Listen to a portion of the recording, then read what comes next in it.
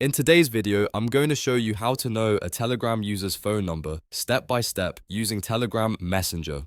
This method only works if the person has chosen to make their phone number visible to you, so keep that in mind as we go through it.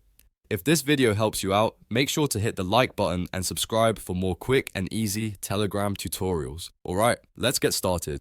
First, open Telegram on your device. You can do this on mobile, desktop, or directly in your browser using Telegram Web. Once Telegram is open and you're logged into your account, go to the chat or profile of the person whose phone number you want to see.